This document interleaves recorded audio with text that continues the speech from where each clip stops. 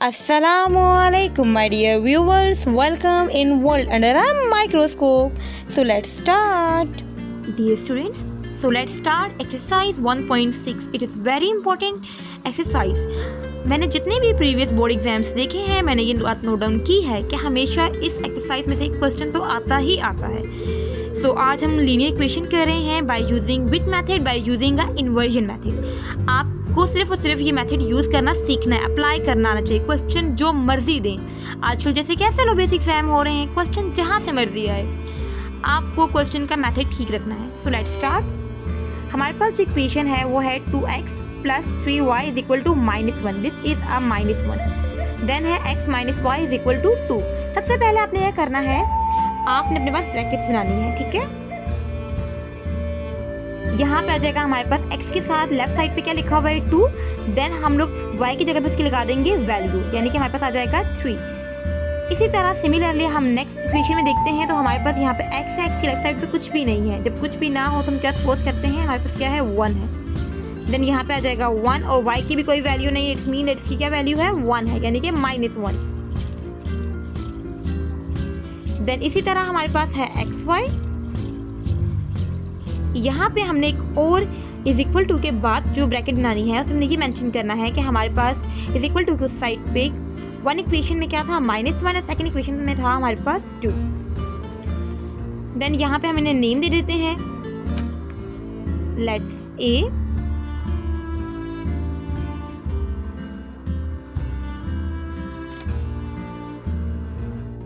हम देख रहे थे इस फार्मूला को ax is equal to b, यानी कि यहाँ पे अगर हम देखते हैं इक्वेशन के अंदर तो हमारे पास a की वैल्यू भी गिवन है, देन b की वैल्यू भी गिवन है. जिस चीज़ की वैल्यू गिवन नहीं है वो क्या नहीं है, हमारे पास x की वैल्यू गिवन नहीं है, वो हमने फाइंड आउट करनी है. देन हम लोग क्या करेंगे आगे, x को हम लोग यहीं पे छोड़ेंगे और a को इज इक्वल टू के उस साइड लेके जाएंगे तो क्या बन जाएगा a इनवर्स, देन b. अब बाकी जितना भी हमने काम करना है वो सारा इस फार्मूले के अकॉर्डिंग करना है. ठीक हो गया. हमने फाइंड करना है a इनवर्स. अब a इनवर्स को हम लोग कैसे फाइंड करेंगे, सिंपल हम लोग क्या फाइंड कर लेंगे, डिटर्मिनेंट. डिटर्मिनेंट क्या होता है हमारे पास, ये चीज़ मैं आपको यहाँ पे एक्सप्लेन कर देती हूँ. देखिए हमारे पास जो a की वैल्यू थी वो क्या गिवन थी, a की जो हमारे पास वैल्यू थी वो थी 2 3 1 -1. 2 3 1 -1.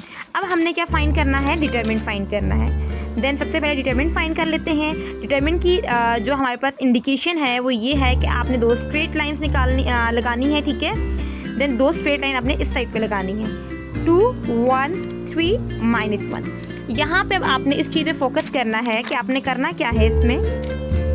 देखिए ये जो -1 है आपने इसको इस 2 से मल्टीप्लाई करना है और 1 को 3 से मल्टीप्लाई करना है, यानी कि आप क्या कर रहे हो, क्रॉस मल्टीप्लिकेशन. देखिए अब 2 है हमारे पास, इसको मल्टीप्लाई कर देंगे किस चीज़ से, -1 से. देन 3 है तो हम मल्टीप्लाई कर देंगे किस चीज़ से, 1 से. यहाँ पे जो चीज़ कंपलसरी है डिटरमिनेंट फाइंड करते हुए वो है माइनस का निशान, यानी कि यहाँ पे हमने क्या मेंशन करना है, माइनस का निशान लगाना है. अगर हम देखते हैं 2 1s are 2 तो क्या हो जाएगा हमारे पास -2. Then minus as it is हम लोग लगाएंगे, 3 1s are 3. Minus minus plus 2 और 3 कितने हो जाएंगे हमारे पास, 5. देन अब देखिए बड़ी वाली के साथ कौन सा साइन है, माइनस का है. अक्सर बच्चे यहाँ पे ये गलती करते हैं कि वो यहाँ पे माइनस नहीं लगाते. देखिए 2 और 3 माइनस माइनस प्लस. ठीक है, हमने प्लस किया, ऐड अप करके क्या लिख दिया, 5. अब क्वेश्चन ये अराइज होता है कि हमारे पास साइन कौन सा लगेगा, तो जो हमारे पास बड़ी वैल्यू के साथ साइन होता है हम वही लगाएंगे, वो आ जाएगा हमारे पास -5. इट मीन दैट कि हमारे पास ये क्या है, -5 नॉट इक्वल टू 0, यानी कि ये हमारे पास क्या है, नॉन सिंगुलर है. क्लियर. इसी तरह अब हम लोग फाइंड कर लेते हैं एडजॉइंट. अब नेक्स्ट स्टेप में हमें एडजॉइंट भी चाहिए होगा तो हम आपको पहले ही सिखा देती हूँ मैं कि कैसे एडजॉइंट जो है फाइंड करते हैं. अगेन अगर हम देखते हैं कि एडजॉइंट हम किसका मालूम कर रहे हैं तो हम मालूम करेंगे a का एडजॉइंट. क्लियर. अगेन a की वही वैल्यू लगाएंगे जो हमने पहले लगाई थी, जो कि वैल्यू हमारे पास थी 2 3 1 -1. अब क्वेश्चन ये अराइज होता है कि हम एडजॉइंट कैसे लेते हैं.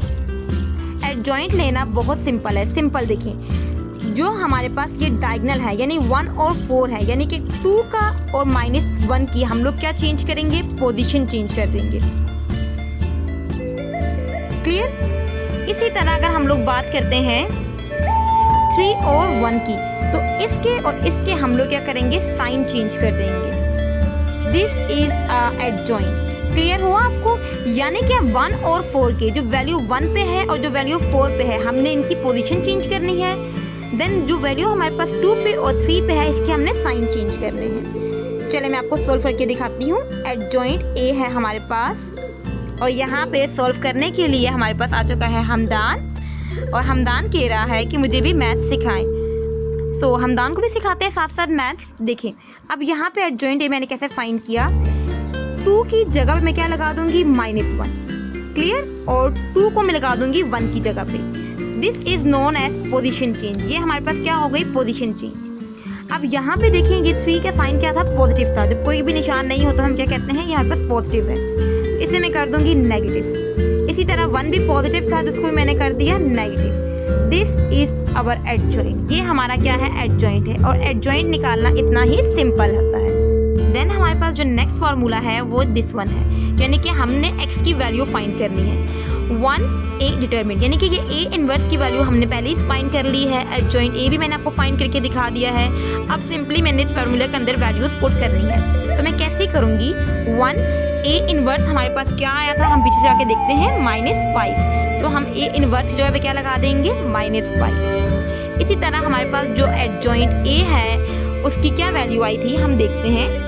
हमारे पास एडजॉइंट a की वैल्यू जो आई थी वो थी -1, -3 देन 2। सिमिलरली अब हम देखेंगे कि हमारे पास b की वैल्यू क्या थी, जो मैंने आपको बिल्कुल स्टार्ट ऑफ द क्वेश्चन करवाई थी। दिस वन, b की वैल्यू जो हमारे पास थी वो ये वाली थी, -1 and 2। क्लियर। देन हम लोग क्वेश्चन को कंटिन्यू करेंगे। यहाँ पे हमने वैल्यूज पुट कर दी। अब आप ये देखेंगे कि हमारे पास क्या हो रहा है, -1 है, ये मल्टीप्लाई हो जाएगा -1 से। ठीक है। -3 है, ये मल्टीप्लाई हो जाएगा 2 से।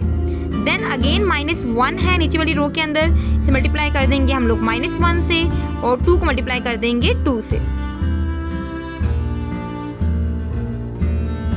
ठीक है। और दरमियान में हम लोग साइन कौन सा लगाएंगे, हमारे पास जो साइन आया है वो इनके दरमियान में वो कौन सा है, प्लस का है। देन हम लोग देखते हैं यहाँ पे -1 मल्टीप्लाई बाय -1, सिंपल हो जाएगा हमारे पास 1। -1 multiply by -1 again 1। Then plus है हमारे पास 3 2s are 6, तो क्या हो जाएगा हमारे पास -6, 2 2s are 4।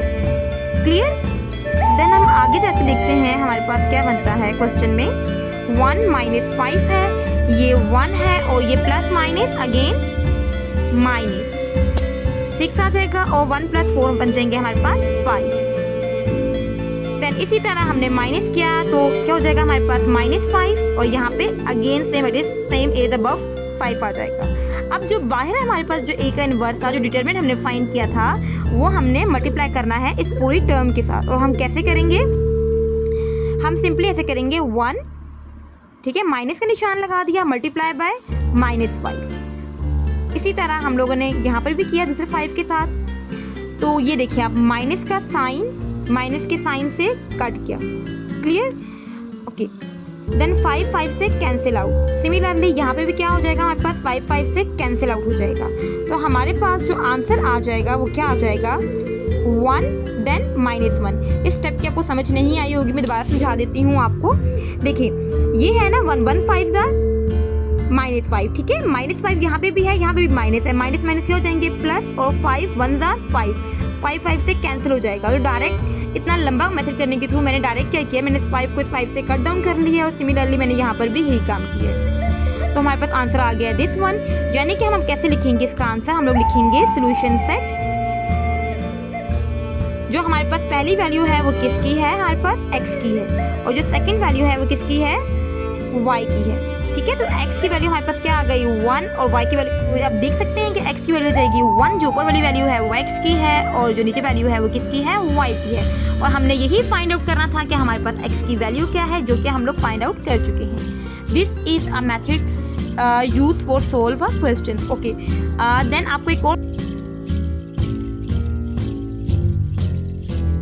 Exercise number 1.6 part 2 हम लोग अटेम्प्ट करने जा रहे हैं। हमारे पास इक्वेशन क्या है, x plus 2y is equal to -13। Then second है हमारे पास 3x plus 6y is equal to 11। Similarly हम लोग जिस मेथड को फॉलो करेंगे वो है by using the inversion method. तो मैंने आपको लास्ट वीडियो के अंदर या लास्ट क्वेश्चन के अंदर आपको क्वेश्चन सॉल्व करने का तरीका बताया था। अगर x के साथ कोई भी वैल्यू नहीं है तो आप क्या लगा लोगे x की जगह पे 1। y की लेफ्ट साइड पे जो वैल्यू है वो y की जगह पे आप लगाएंगे। इसी तरह अब हम जाएंगे नेक्स्ट इक्वेशन के बाद, कोमा के बाद हमारे पास शुरू हो जाती है नेक्स्ट इक्वेशन। x की जगह पे लगा लेंगे 3, y की जगह पे लगा लेंगे 6। देन x और y को हम अलग करके लिख देंगे। देन इज इक्वल टू के बाद क्या वैल्यू थी हमारे पास -13। देन हमारे पास इस साइड पे 11। अभी हमने इसको नेम दे देते हैं ब्रैकेट को, ताकि अपने फार्मूला के थ्रू हम लोग क्वेश्चन को सोल्व कर सकें। देन है हमारे पास 1 2 3 6, इसको नेम दे दिया हमने a का। x और y किस में आ जाएगा, x की वैल्यू में, और b की वैल्यू भी सेम एज इट इज ही रहेगी। बस यहाँ पे सिंपल मैंने इन ब्रैकेट्स को नेम दे दिए हैं।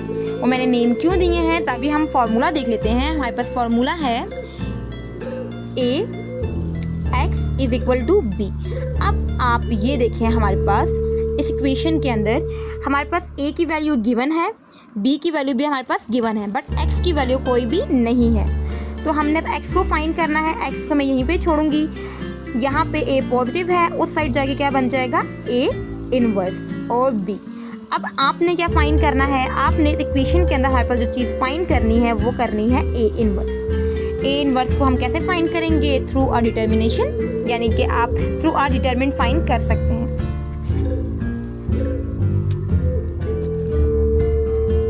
क्लियर?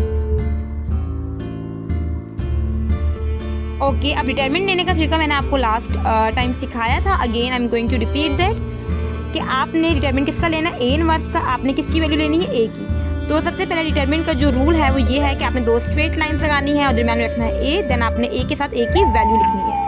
a की वैल्यू क्या है हमारे पास, 1 2 3 6। क्लियर? अब इसमें आपने क्रॉस मल्टीप्लिकेशन करनी है। 1 को मल्टीप्लाई कर देंगे हम लोग 6 से, और 2 को मल्टीप्लाई कर देंगे हम लोग 3 से।